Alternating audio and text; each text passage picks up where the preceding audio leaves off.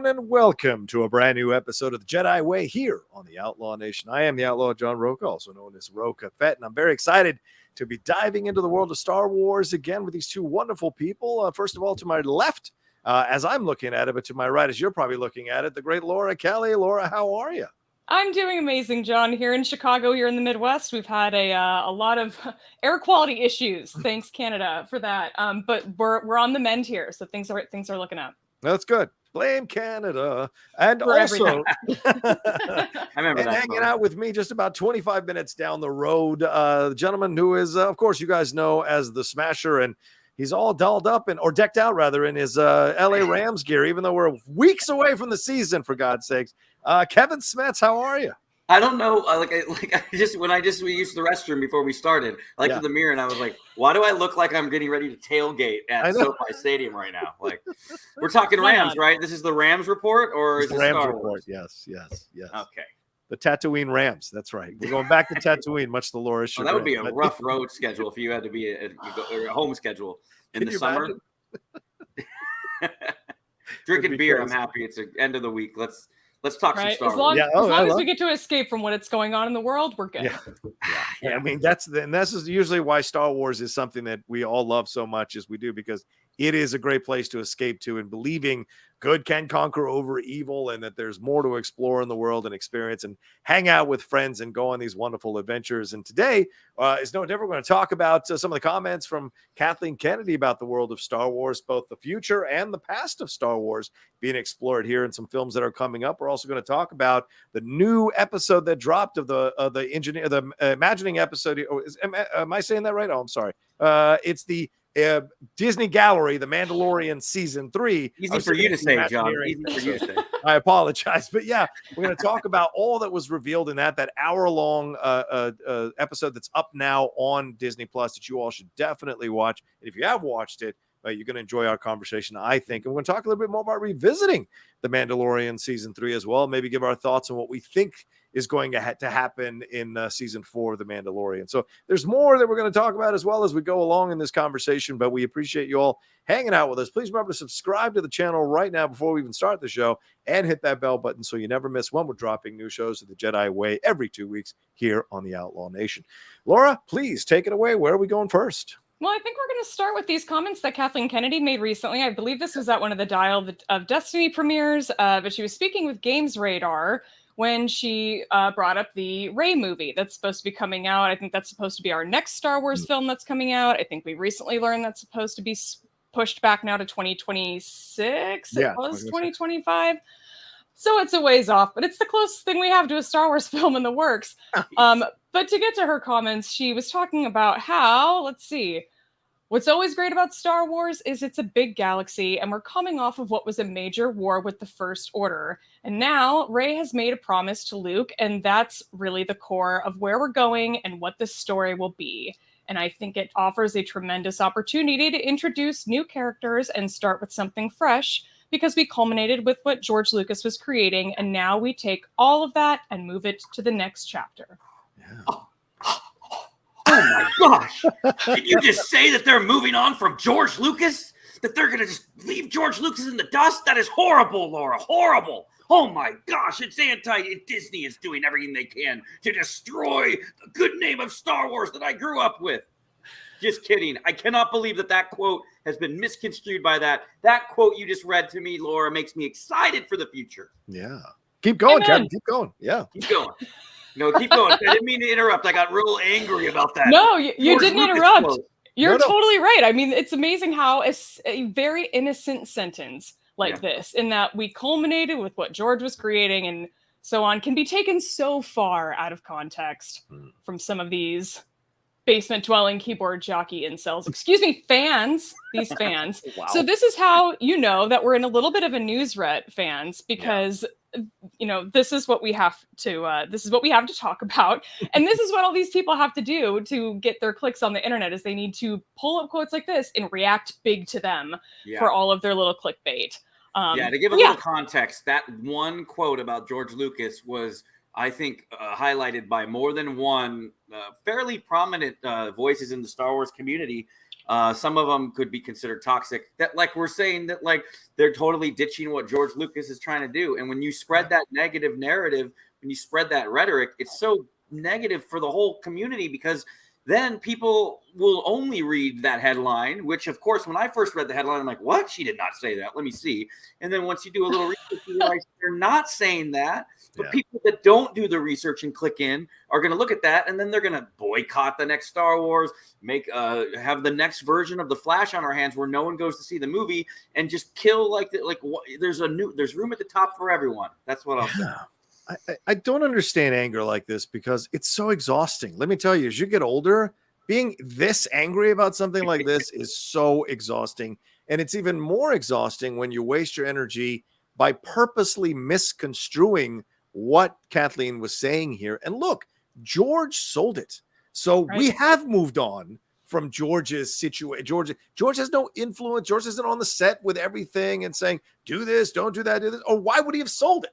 So, we're moving past the George. We've culminated that. She's trying to forge a new path here with these new approaches, these new directions. It isn't like Kathleen Kennedy's directing the movies. So people just got to calm down about this stuff. And you have Filoni, who is a very much student of George Lucas. Yes, and like literally in the thing we'll talk about later, talks about how when he was first approached about Baby Yoda, and they call it Baby Yoda. I want to say, crazy they kept saying Baby Yoda. But when he was first pitched Baby Yoda from Jon Favreau, he thought, first, are you crazy? But B, okay, once you get rid of the fear, let's do it. But I'm going to be there right next to you because I know how much George cares about the character Yoda. I'm going to be there to protect it. So, like, you do have someone like Filoni that comes from that George Lucas mind that's going to protect that's not going to go out there and burn it all down. He actually loves and adores George Lucas. It's like his mentor. Yeah. Well, and that's what I was getting to here, because they do talk about that in that episode. Favreau says that Kathleen Kennedy is the one that put them together. Kathleen Kennedy is the one that has highlighted all these wonderful directors or suggested these wonderful directors that we've seen in the Mandalorian series. So look, this is not a Kathleen Kennedy apologist type of thing. It's more a matter of putting everything in context. What she's talking, I was more interested in the quotes of what she was talking about, the meat of her quotes, which is what's going to happen with Rey. I like Rey. I love Rey as a character. I'm very happy Daisy Ridley is coming back. And I think this is a very interesting film to be exploring the idea of, do we need the Jedi to come back? That's a great question. And how would they come back now in this post end of Palpatine Star Wars world? How does that come about? What causes her to want to restart the Order? I'm very interested in that. And with a writer like Stephen and I, who did Peaky Blinders, we're going to get a little bit more of a grittier, harder edge, ground level approach to Star Wars, while still also having the magic, of course, of it all, but exploring these philosophical concepts in here. That is usually where Star Wars, for me, has the best of its franchise come forward. And so I am looking forward to seeing that. The idea of the culmination of George Lucas. Yes, George Lucas is not involved anymore, y'all. Like, that's okay. He can come on the set, he can hang out and stuff, but they're going to honor the spirit of George Lucas for sure. They're going to honor the spirit of what he created, but it's in capable hands with incredibly talented people being attracted to this franchise more and more every day. So I actually liked the quotes that Kathleen said and didn't want to run off like a fanboy or fangirl and create nonsense out of thin air. This is just something people have to create to keep pumping the narratives in order to get clicks on their videos. And that's a shame, because you miss a very intelligent, capable, and uber successful producer giving you information about what's coming next for Star Wars. And exactly. I think one of the important things to think about too is that we have been doing it fresh for a while here. Yeah. She talks about starting over fresh. We've been doing it fresh since 2014, you guys. Yeah. And we've been doing it sans George Lucas. So and some of these people have done nothing but bitch about it since then. So you'd think that her comments about starting fresh again would almost be a good thing. But no, like, make up your mind, pick a struggle, pick a thing, go outside and touch some grass. And then, unless your city's being here's the other by thing. smoke, then don't. On the opposite point of that same quote, there was another article that took that quote and misconstrued it for clickbait too. So in the quote you read, and now Rey has made a promise to Luke, and that's really the core of where we're going, right? There are links out there that say confirmed Luke Skywalker involved in the Rey trilogy now or whatever. It's like, no, there's no Han. What Hamill hasn't been contacted. Like that's just talking about how she made the promise to Luke, and that's the core of what we're talking about. That doesn't mean that he's confirmed, and and then I guess we're all angry because those clickbait, you hate it, but it works for them, and you see them like it's like why do people fall for it? Yeah, because they want to, and they have anger about this whole situation for whatever reason. I'm gonna start naming the Jedi Way episode something crazy like confirmed. George Lucas buys back Star Wars. Sorry. Please don't. Or you could just put that in your tweet, and maybe we don't name the episode. Yeah, maybe that's the better route. She also had more quotes here we should talk about, Laura. What else did she have to say? Sure, she brought up the James Mangold movie as well, which we know is even farther off, but is on the opposite end of the Rey spectrum. With Rey, we're looking to the future. With this James Mangold movie, we're going back to the very first Jedi, or even before the first Jedi, sort of the discovery of the Force, I think is what they were talking about at Star Wars Celebration. But what this article, again from Games Radar, laid out was, while Rey's movie is all about the future, Mangold's will look at the distant past, but according to Kennedy, the two share surprising connective tissue. It was something that James Mangold immediately sparked to, and I think it's a really nice compliment to what we're doing with moving into the future with Rey, and then understanding a bit more of where this all came from, Kathleen Kennedy explains. Because it will be at the heart of creating the new Jedi Order, so to get a real sense of where that might have began with the dawn of the Jedi could be very cool. 100% agreed. Yeah. Again, this idea that we're going to follow Rey in one movie and her reasons for restarting the Jedi Order, or her version of the Jedi Order, influenced, of course, by her learning under Luke, and then Leia and all the other things that she was influenced by, and then possibly all the Jedi who she channeled in that final fight with Palpatine, picking up those little transmitted information to form this new order and this new approach to the Jedi, and then connect it to what were the impetus for to start the Jedi Order all the way back in the beginning. What were the motivations? What was going on, and how that mirrors what's going to be going on in Sharmila Chenoy's film. So I love this because the truth about history, if you study history, we are always repeating our mistakes or our successes of history. Always. The environments change, the clothes change, the nature changes, cities change, but human nature rarely changes. And so the things that are always motivating us to create these organizations to stop evil or stop negative stuff from happening in the world are always going to be there, because evil and negative people want to implement their policies in the world. So I like that there's going to be a connective tissue between these two things, and that's an inspiration for Mangold to create something connected to that. So I'm down with this. What do you think, Kevin? Well, I mean, it's right there too. There's a huge spoiler there. Obviously, we know the title of the Rey movie, or of the Mangold movie, is going to be called Dawn of the Jedi. It's right there. Not gonna lie, I like that title. Yeah, it's a good title. Let's name the video Mangold movie title revealed, Dawn of the Jedi. That's what that would be my tweet. We'll just see what people say. They'll probably get angry with me. I won't do that. But that was the title of our episode 2 episodes ago. So, but all right, I guess we could try that. But keep going. I would definitely say I haven't seen Dial of Destiny. So only one man has seen Dial of Destiny right now, and he's right there. Yes. I don't know if that's how it's going to end up broadcasting, but yeah, he's above me. And yes. It is how it's going to be. Okay. Of course, this is my first rodeo. So, what did you do in that bathroom before you came on the show? For God's sake? Well, bong hit before you came on the Jedi. I'm ready to party. High Republic indeed.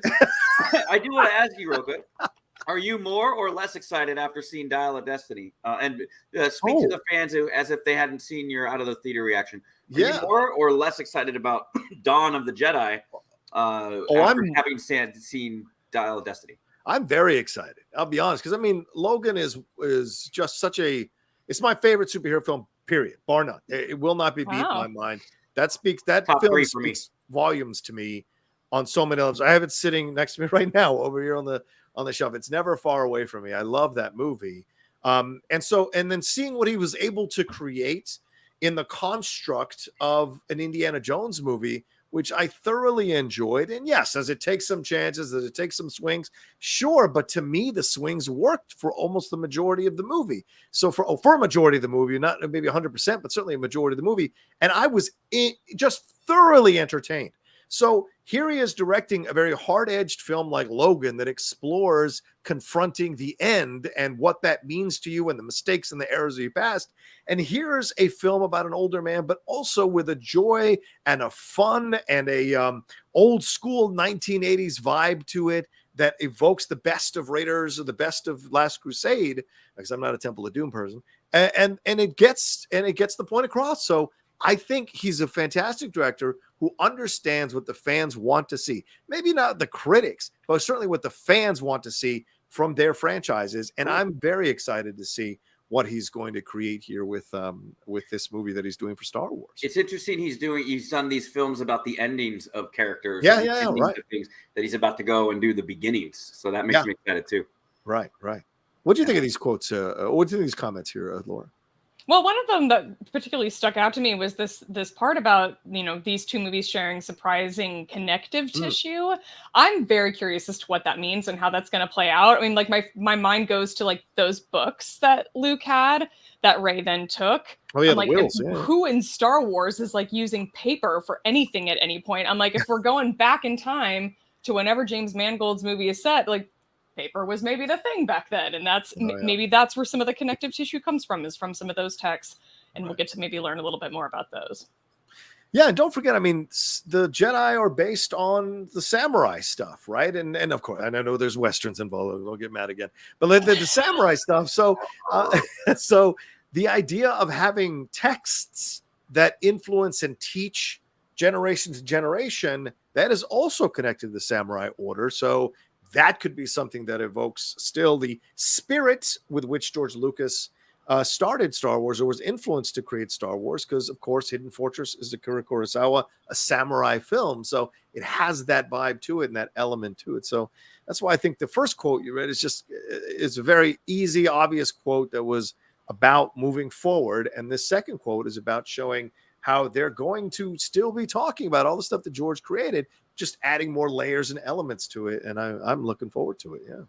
Yeah. Laura, read that third quote, because I have thoughts on that. Oh, yeah. Let's move on to that. Okay. Yeah, so this was just sort of related. I wanted to throw it out there too. It's from May 11th, when the Entertainment Weekly podcast, the Dagobah Dispatch, had Kathleen Kennedy, among other guests, on the show.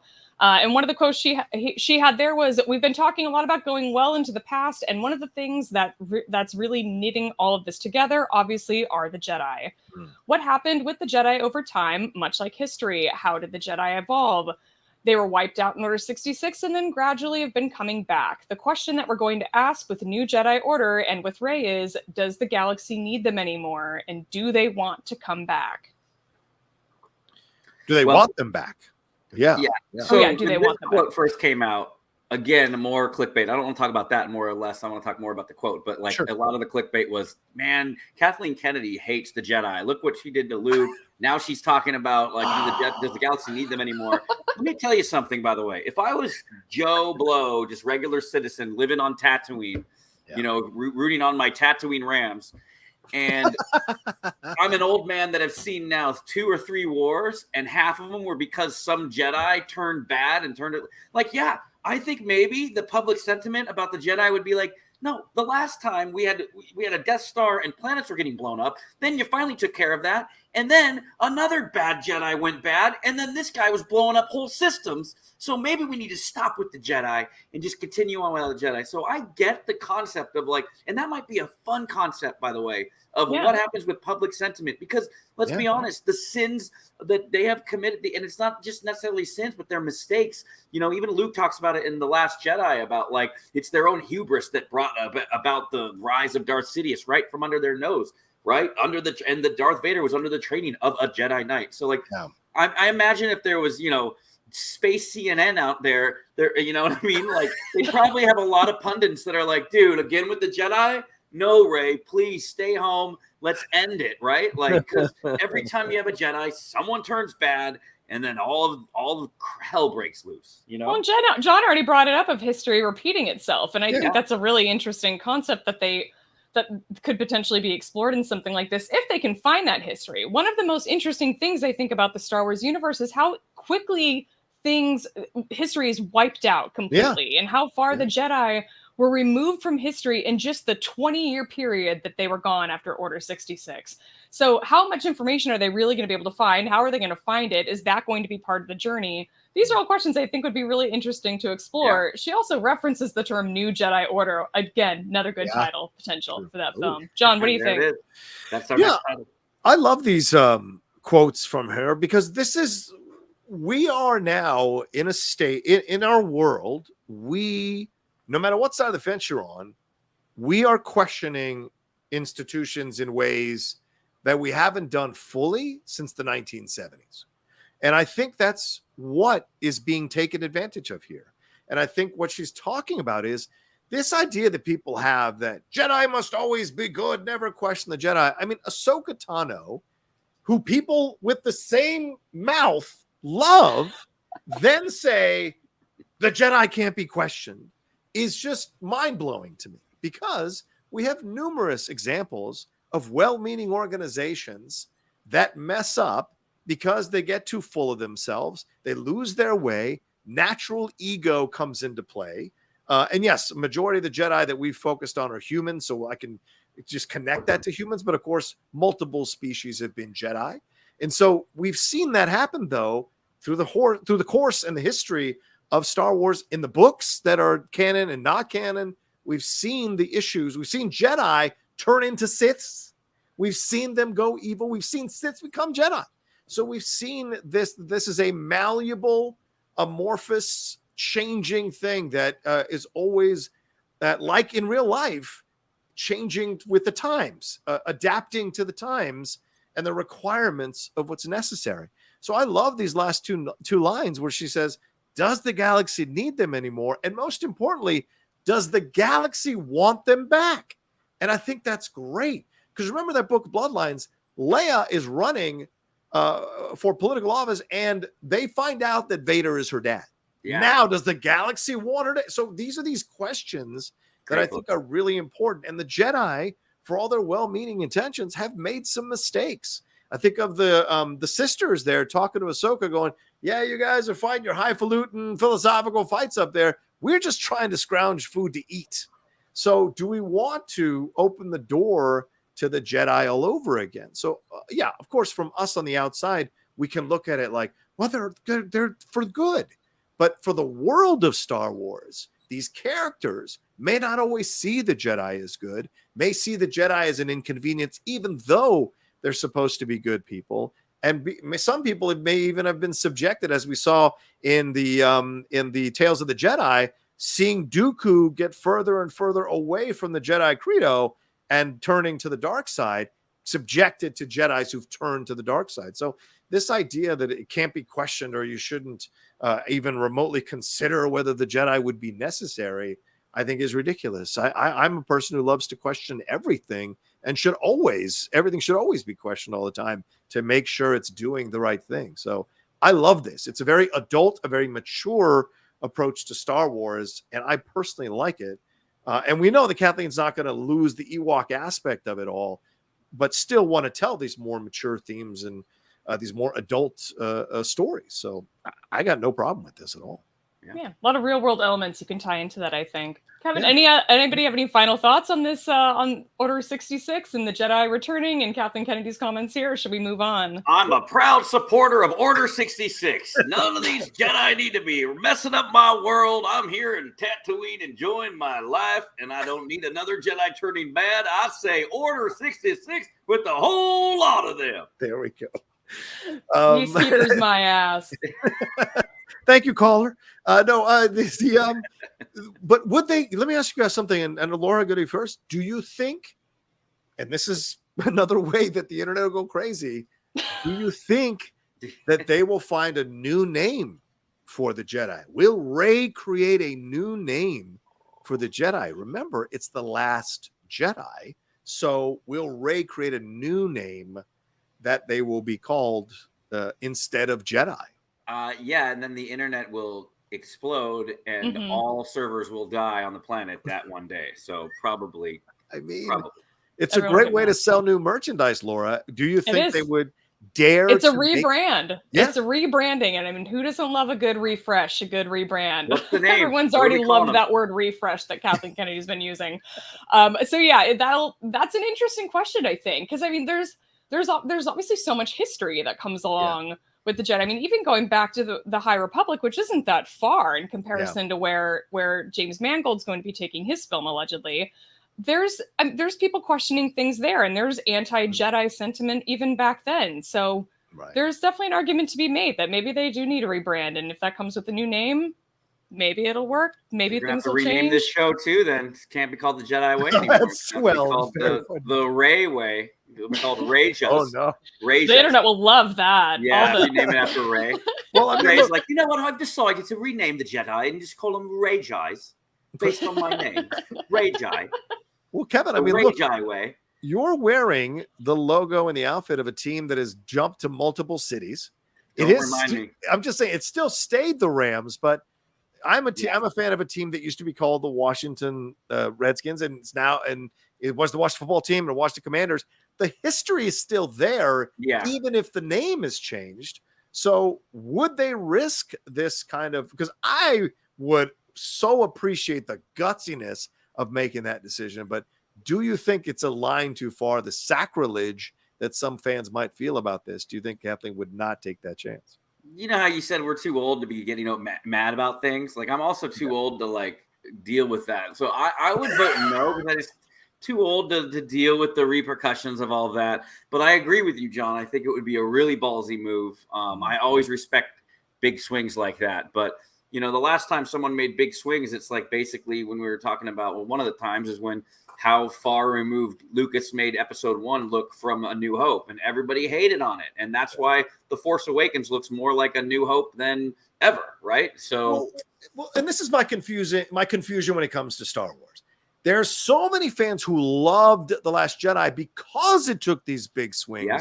Will they be still the same fans who love it if Kathleen Kennedy and the writers there decide to call the Jedi something else in this new version? Will they appreciate that as a big swing as well? So, and I mean, do you Star Wars Theory appreciate it? Let's all ask him. He will lose his mind. Yeah, true. Probably, but I could care less. I'm of the mindset of like, I like the idea of taking chances with these franchises. And look, you can't be beholden to the old fans.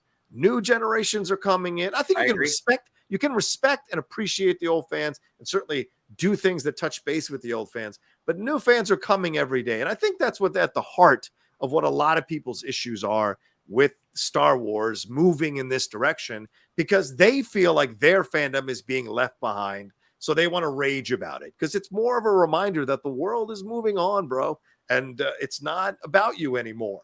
And there's a younger generation they have to cater to. And this is, as Elton John once sang, the circle of life. So for me, I kind of would be like all for it. Like, go ahead, create something new. Let's do something groundbreaking with Star Wars instead of repeating the same things over and over again. Oh, look, another Jedi versus another Sith. Something more interesting and layered and nuanced, which has happened in Star Wars. I'm not saying it hasn't. Would be fun to see as they forge a new path with these movies. So. My first tweet after the announcement of that will be of the Joker saying, "And here we go." I'm ready. I'm ready for the ride. I get my popcorn ready. The other one would be the Michael Jackson eating popcorn. So, but you heard it first. I am predicting, because I'm crazy, that they might change the name of the Jedi. So mark that down. I love it. I'm going to make it a TikTok short. All right. Well, let's take a quick. Is that all the? Oh yeah. Did you guys have any final words on this stuff, Laura or Kevin? No. Good. That's all I got. All right. Let's take a quick break, and we'll get into that Disney Gallery Mandalorian season 3 episode right after this.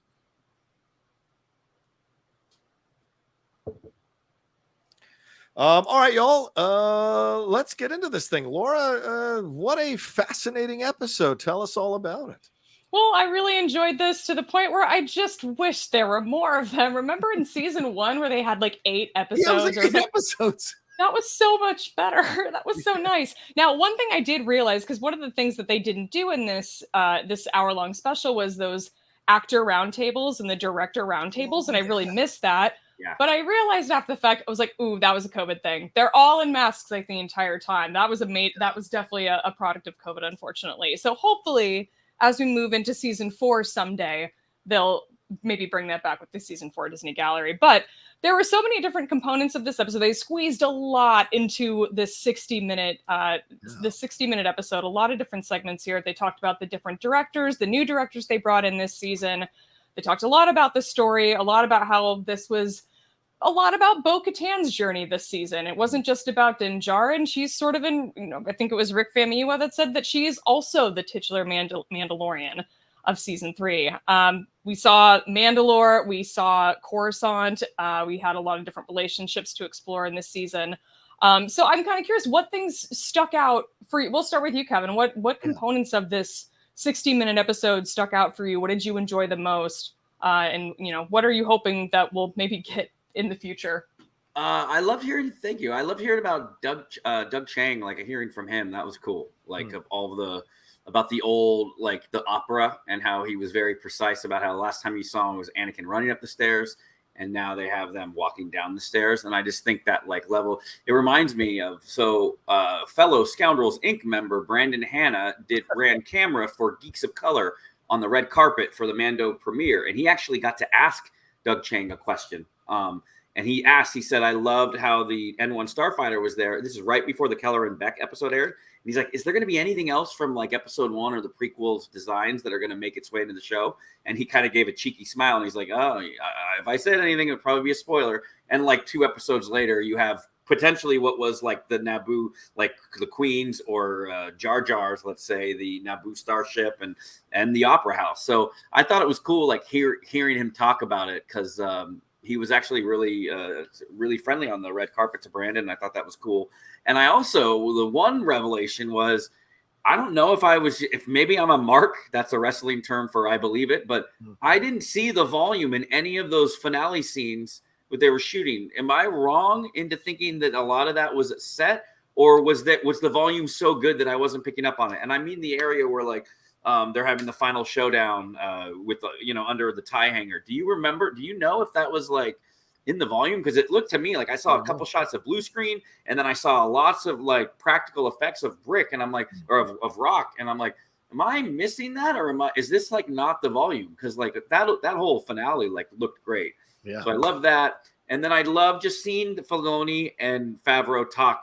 It just gives me comfort knowing their level of respect, again, to the lore of Star Wars and to George Lucas's vision originally.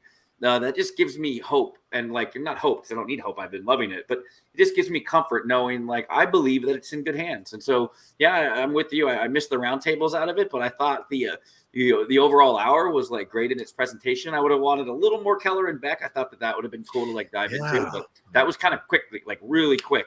And it would have been cool to see or talk a little bit more about that. And my question to you guys, when I heard him say, go Grogu, go, was that in the cut, or was that just him in between takes? With Keller and Beck? Carl Weathers.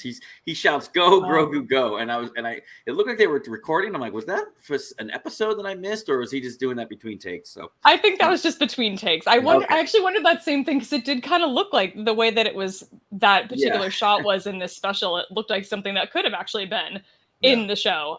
But yeah, I think that may have just been in between. Okay, yeah.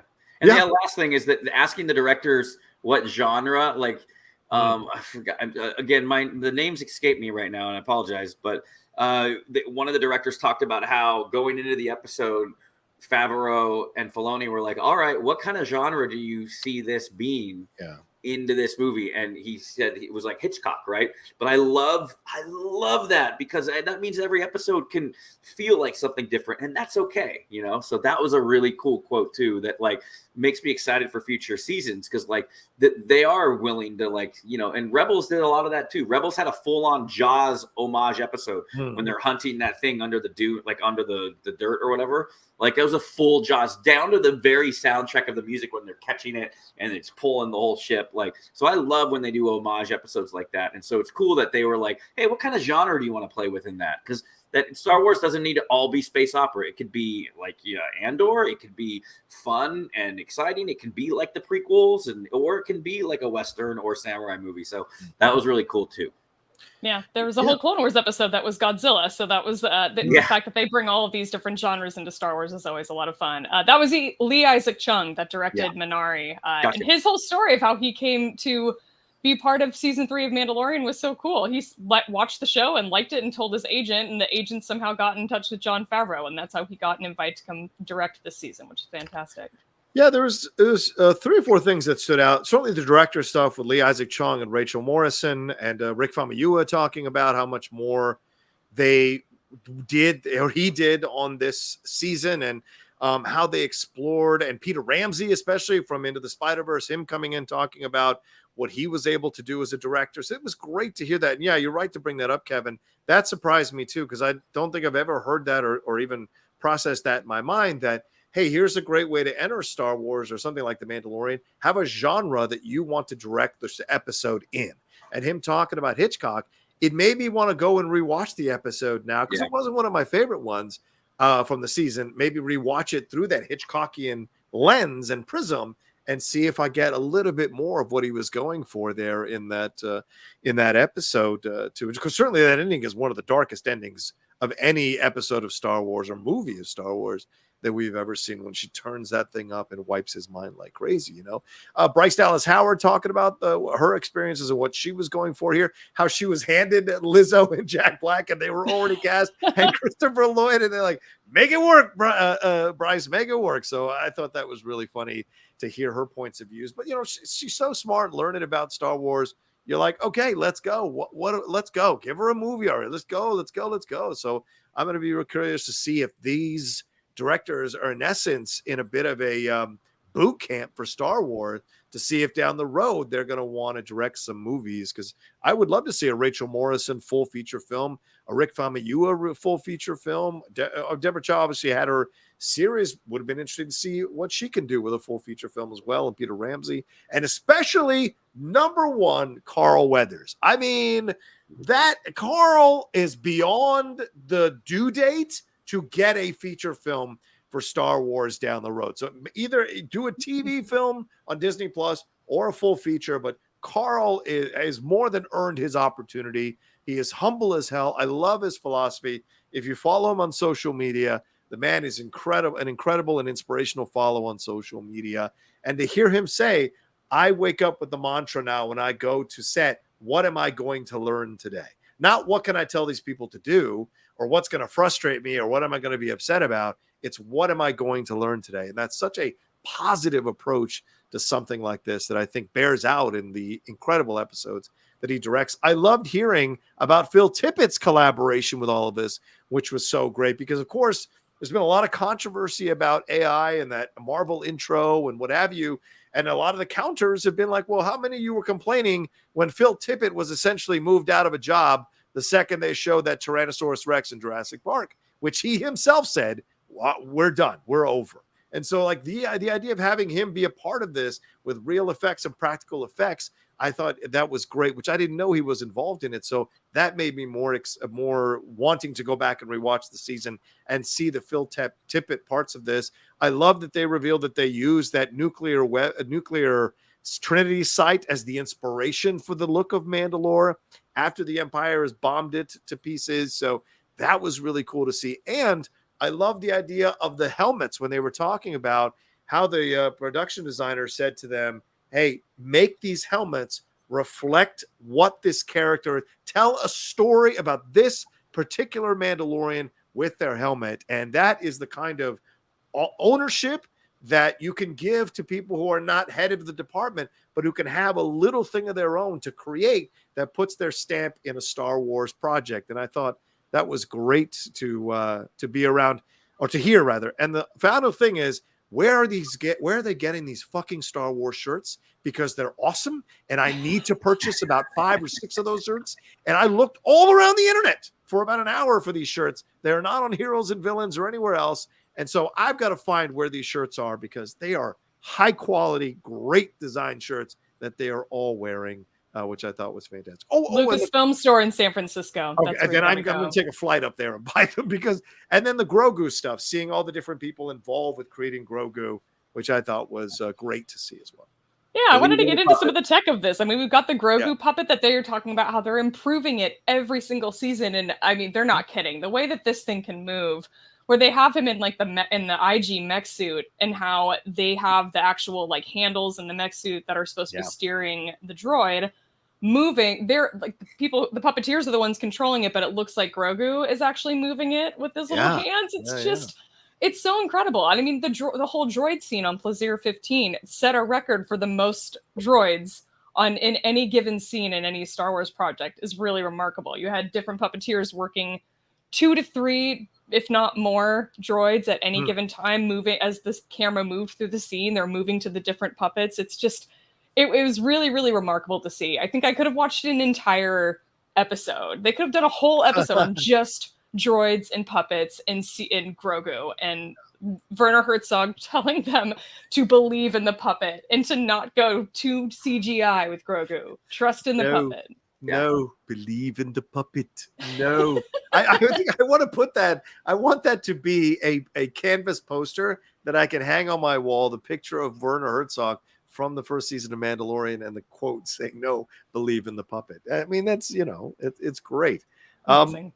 What else stood out to you guys from this? I mean, we got more about Bo-Katan's journey and hearing, was it Dave and John saying that Bo's journey is influenced by her time with Din Djarin and seeing how, like, because he follows this order, because he follows these codes, these positive things happen for him. And that was part of her motivation to join this sect of Mandalorians, and which led her to be in this position to get the Darksaber back. Did that give you guys some new perspective on her? Or is it something you guys had already assumed about Bo-Katan? I was going to ask Laura what she thought about the lack of any Dinbo talk in the. Look, don't worry, I still found crumbs throughout the episode. Don't you? I don't know. She seemed really. They all seemed really high on the other guy. They all, talking about how he was supposed to be killed off. Right? You guys bringing up wolves. You guys are out of control bringing this up. I feel like you guys had to have been conspiring off camera. You're like, well, let's bring up Axe Woves again and talk about. Don't even go there with me. It was highlighted. I mean, they literally have a whole section of that, probably longer than Keller and Beck that guy had. They did. Yeah, they said he was going to die. He stayed alive. He seemed really humble about it. And Katie had a little glint in her eye, a little glint of magic in her eye talking about it. I love hearing Katie talk about Star Wars, and I love hearing, like, she's really amped about it on that show. She has that new podcast I'm excited to hear, blah, blah, blah. Christian Harloff producing it too, friend of the podcast. And she's doing a whole live show down here at San Diego. But, like, I could imagine, like, her talking about Star Wars. She could probably do it for days upon end and never run out of it. And when you hear it from a true fan, that's cool. So that stood out to me. And I loved how they talked about how Carl Weathers' episode had it all. And if you think about it, it did. Like, it had training with the Mandalorians. It had the, as Kaiser would say, the land of the lost scene, which I loved, where the birds taking the youngling away. And then you have the Order 66 sequence. Like, there's so much that's you're right, Rocha. I think Carl Weathers could totally handle a full feature. And I think that it's time for that. But yeah, I was more disappointed for Laura that they didn't talk more about Dinbo. They should have had a little mini section. What are the crumbs you were picking up? Let's hear it. Well, listen, I mean, I could listen to Katie Sackhoff and Jon Favreau and Dave Filoni just talk about Bo-Katan for hours. They could just go on. And I love listening to Katie talk about it too. I mean, she talks a lot about how, Dave's idea is translating everything onto screen in animation, but then when you have to do it in live action, it was so much harder than she thought, having to think about how the character speaks and moves and walks. That kind of stuff is so interesting to me. So I could have watched a whole episode again on that, or a whole segment just on Bo-Katan. But I think they did get in a little bit to the Din and Bo relationship, whether it was romantic or not. They didn't necessarily go that far, but talking about how Bo-Katan sees that Din Djarin has this faith and this belief in his creed, and he walks that, and how the world around him starts to change for the better, and she gets to change too. And this is, again, this whole sort of piece of it where it's just Jon Favreau and Dave Filoni and Katie talking about them and talking about Bo and how her journey was such a big part of the season. It was just fascinating to me. So those were some of my favorite parts. Dave Filoni even said at one point, he's like, they need each other. We need other people in our lives to help us. And that is why part of their relationship is so relatable to other people, because they do need each other. They balance each other out. I do want a book on tape read by Rick Famuyiwa. Famuyiwa, yeah. He has such a good voice on He that, does. like deep voice. Like I feel like if that guy read Lord of the Rings to me, I'm out before Bilbo, leaves the Shire. And Aragorn, or Plagueis. Plagueis, Listen to that. Oh boy, here we go. Plagueis Watch 2023. 2023. Where we at on it? Well, were you guys surprised that Pedro didn't have much? I don't think he was on set at all. So I'm not surprised at all that he wasn't in this. But they have in the past showed him like in the sound booth recording, and he's holding the pillow instead of Baby Yoda. Like it's just, and that kind of stuff is fun. But if that's all we're ever going to get from him, that's going to get old eventually. So I kind of understand why he wasn't in this. I mean, why not have a separate interview with him where he talks about this and then intersperse his comments on all of this? I just found that to be an odd thing to not have in this, considering he's the lead of the damn show. So even though this season Katie was essentially the lead, it would have been nice to have him, because they the guy who plays him in the outfit, Brandon Wayne. Yeah, Brandon Wayne. He was talking. Is he the grandson of John Wayne, or a descendant? Oh wow, grandson. Yes, he is grandson. And then Lateef Crowder he did a lot of the stunts. It sounds like he was in the suit for a lot of the finale. That was him and Katie rehearsing. You saw a couple of them in the background in the when they were in the finale. Oh God, her talking about the knee slides and doing the stunt herself, and the stunt coordinator telling her not to. I was like dying. So great. Yeah, there was a lot to really enjoy here, and it was zipped along. Like it's zipped along in the information you were getting. And I wonder if Dave Filoni has entered adulthood, because the hat is gone and he's willing to sit there without the hat, and his hair is. I just saw that was Dave Filoni. I didn't even recognize him. Yeah, it's a new era. I think it is. I just saw the new Scott Mantz produced series that's coming out on the CW on July 8th. 1982, the best year geek thing, and he is in it, and he is also not wearing the hat, and he's wearing a tie, and I'm like, what is this new Dave Filoni that we've got here? Where are we going with this? So just say that I haven't seen the cowboy hat on him in quite some time. So look at him all grown up. How cute! All grossed up, and he's all grossed up. Teenage Grogu. I don't know. We'll see. All right. Anything more you guys want to say about this? It's on Disney Plus for anyone who hasn't seen it. It's about 59 minutes with credits and stuff, but it's a good watch. Anything more you guys want to add to this? I'm reminded of the cool line the Armorer said, where she talks about the history, and it says, and that's only but that was only in Legends, which I totally thought was a nod to all the old books. I thought that was cool. Yeah. I mean, her talking about moving in the outfit and stuff, I thought was really funny to see that. And the weight of the weight of the Darksaber was cool too. And how the explanation about how when Bo-Katan picked it up, he was like she was whipping around like a fencing, right? And how it was really heavy on Din. So a lot of, honestly, I highly recommend it. It flew by too. Did not feel like an hour. Yeah, 100%. Loved it. All right, Laura, where else are we going to here before we wrap up the show here in a couple of minutes or in a few minutes? What are we going? Kevin had a great idea of maybe talking a little bit about some predictions for the Mandalorian season 4. And you want to read your note under that? You want to read that? So high on this idea. Okay, so here's my thing with this season though, because I just recently watched The Bear season 2, which is fantastic. Season 1 is fantastic. Season 2 is like mind blown, amazing. The way this show has evolved into what it is now. It's just fantastic. And I saw this tweet about season 2. It's not spoilery. If you haven't watched it and you want to, I'm not going to spoil anything. Okay. But somebody tweeted about season 2 saying that The Bear season 2 does something that has killed many lesser shows in the past. It shatters its central story loop by demolishing the setting and focuses on the side characters more than ever. The result is a more mature, stylistically expressive show. It's the perfect FX broad dramedy. And this quote just made me think of The Mandalorian season 3, because as much as I loved it, I subjectively I think maybe my favorite season of the show so far. I'm rewatching the whole show now, but I love season 3.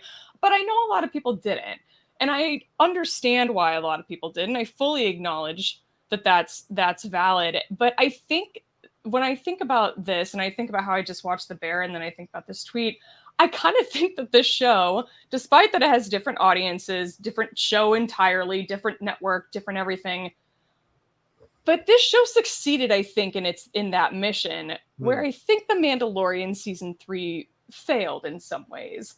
They tried to start a completely different like kind of vibe of the show. I mean, they bring in a whole new lead character and they bring in more side characters and they're focusing on them. And I think that The Mandalorian tried to do something different this season and didn't necessarily succeed.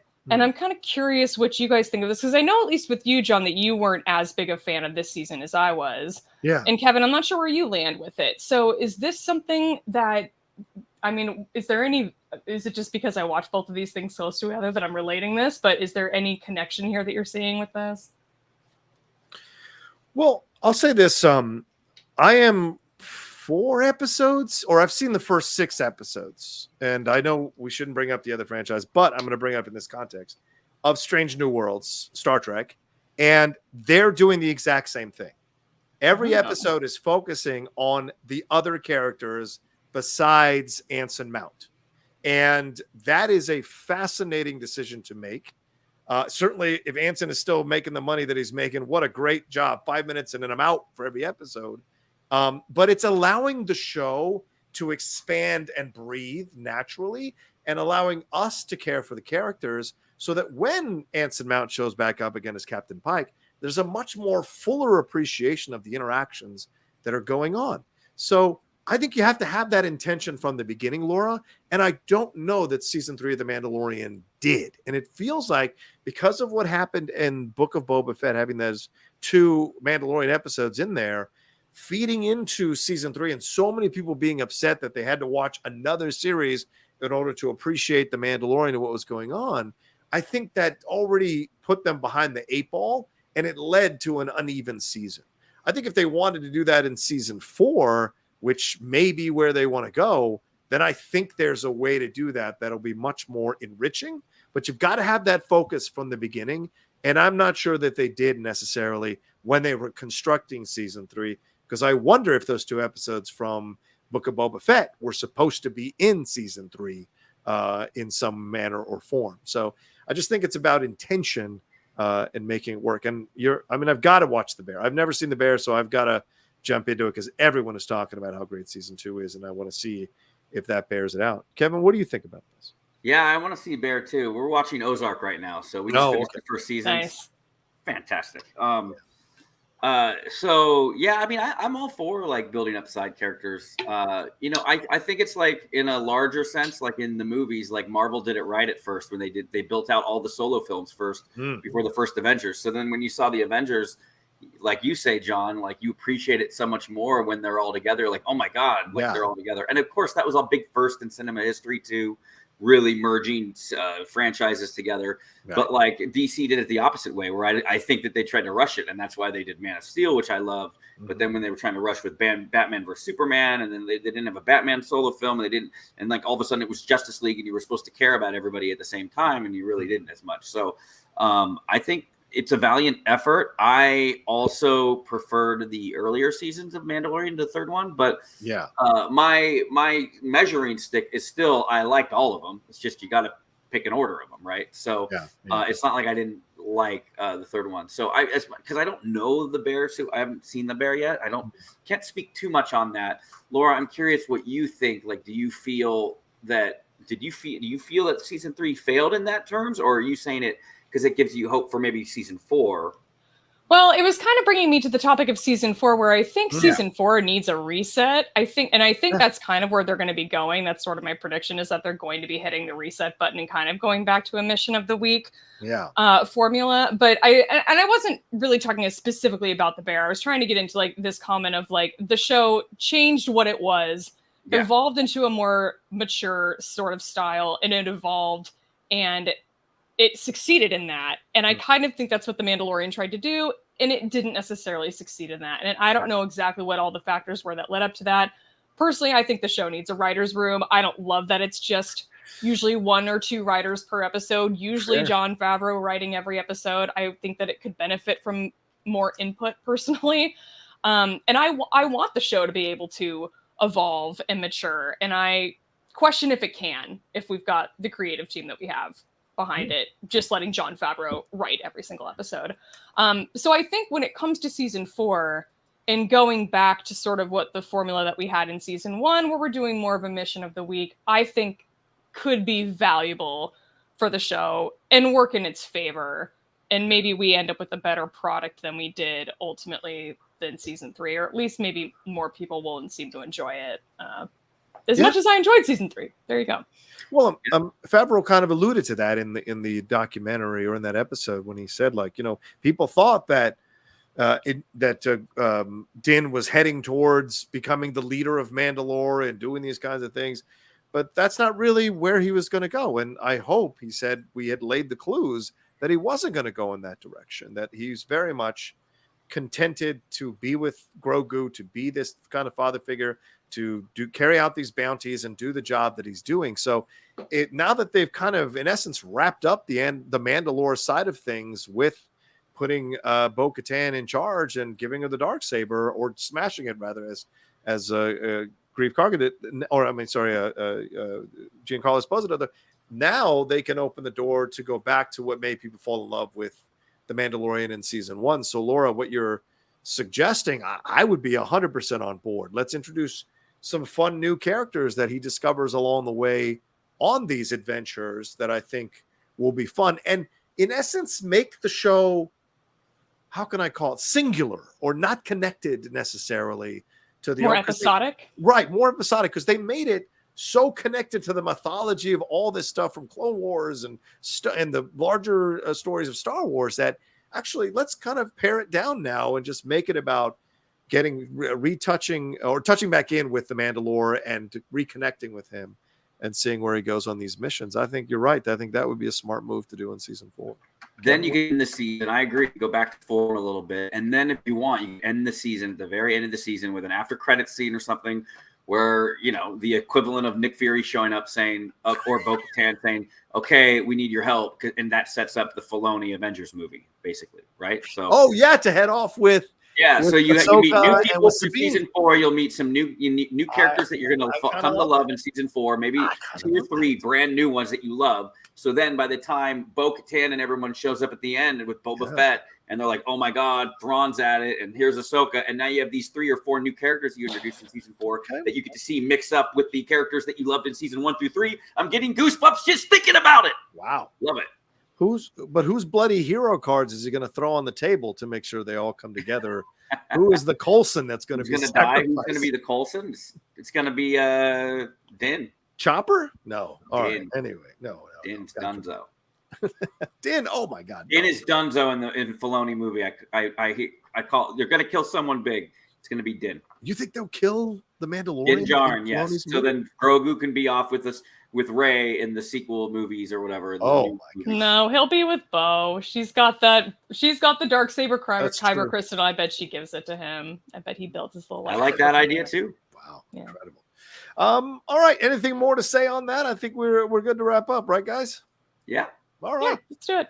Well, thank you all so much for joining us here on this episode of the Jedi Way. We appreciate it, man. I hope you enjoyed our conversations on these topics and Kathleen Kennedy's quotes and the Mandalorian season 3 behind the scenes special there, and our thoughts on season 4 for Mandalorian, what we think might happen or want to see to happen. We'd love to hear from you all what you think about what we had to say down in the comments section below. Hit a like on this video, share it on your social media so more Star Wars fans can come and hang out with us. We don't do clickbait stuff. That's not our style. So maybe that's a selling point for some of your fans. Oh, fine. Yes, maybe. But let them know about it for sure. Laura, another fun show. It's always great to do these shows with you and touch base in with you every couple of weeks to talk about this kind of stuff. Please let people know where they can find you and everything you got going on. Sure. Come find me on Twitter and Instagram at shutup_Laura. And you can find the show that I host with my friend Alice called Force Toast, a Star Wars happy hour, on Twitter at Force Toast Pod. This coming week, because there hasn't been a lot of Star Wars news, we are skipping over it and going straight into our bonus part 1 of our bonus series. We're doing Rebels recaps. And so our recap of season 1 is going to be dropping this coming Tuesday on July 4th. So look out for that.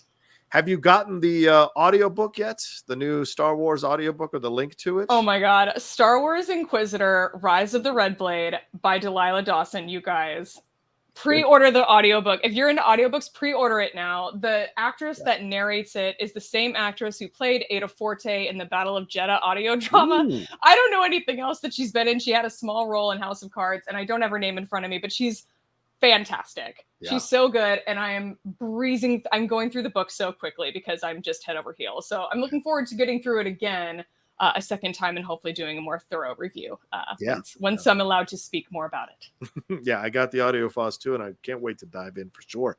Kevin, another fun show, brother. Always great to be doing the show with you as well, joining me and Laura. So please let people know where they can find you, brother, man. Yeah, thanks. I just love talking Star Wars with you guys, and it's just so easy and flows so well. And I would never want Laura to shut up. You need to change your Twitter handle to talk because I love hearing you talk Star Wars. And Rocha, obviously, I love always talking with that. So yeah, you can find me at Kev Smets right there. You can see it right there. I'm also founded the show called Scoundrels Inc. We took a little departure and we talked more about probably who's worse scoundrel than Han Solo, which is Indiana Jones. Got a big debate about we talked about all of our Indiana Jones, our private rankings about what we thought about it, and also dive into Indiana Jones as kind of a player. And if you watch Young Indy, which I loved, if you were a fan of Young Indy, you can watch that episode of Scoundrels Inc. because I gush about Young Indy for about 20 minutes actually. So and then RevanTrilogy.com is where you can find all my KOTOR related machinima movies. And that's about the story of Revan, and Knights of the Old Republic is what KOTOR stands for. And of course, you'll find me here on the Jedi Way. I'm already counting down for the next one in 2 weeks. So let's hit it. Yeah. Laura, have you been on any of the? I thought you've been guesting on some shows. Anything you want to plug that people might have missed over the last couple of weeks that you were on? I've got a new one coming up here soon that'll just be kind of a general discussion. But I think one of the more recent ones that I was on, we were talking about Star Wars, The High Republic. I was with the Rogue Rebels.